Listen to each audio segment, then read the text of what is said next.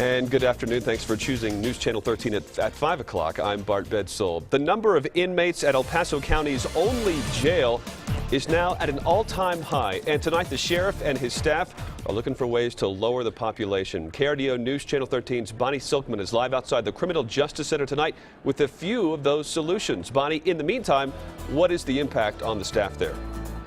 Well, right now, Bart, a total number of 1,603 inmates are inside of the El Paso County Jail. That is a record high. That's the most the Criminal Justice Center has ever held at one time. I did speak with deputies who work inside on the floor, and they say these conditions are not safe.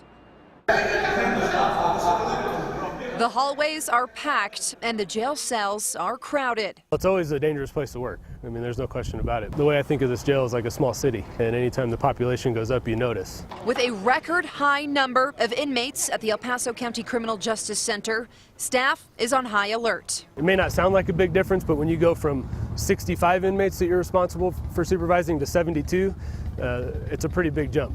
It does feel tighter, more laundry, more clothes, all that stuff. The overcrowding that's happening inside of the jail doesn't just cause a dangerous situation for inmates, but for the deputies as well. Tempers flare a little bit more. There's more disruption. While the overcrowding is a concern, at this point, Sheriff Elder says it's not critical, but it does raise the question of space. We are looking at every option before we go right to, hey, we need to build a new jail. That's an expensive move. Elder says they're trying to quickly transfer 84 current inmates who belong to the Department of Corrections.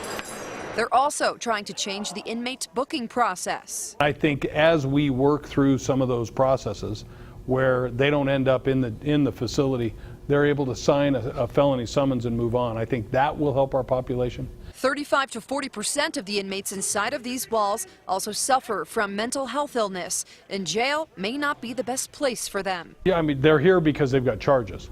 I think that that's another huge community discussion. Our deputies recognize they're being challenged with the high population, but I can tell you on a daily basis they step up to the plate. The high number in El Paso County reflects a national problem as the number of inmates in American prisons is outpacing the system's ability to hold them.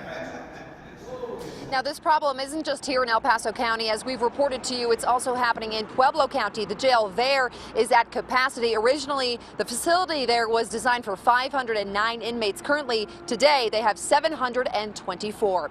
For now, reporting live at the El Paso County Criminal Justice Center, Bonnie Silkman for KRDO News Channel 13.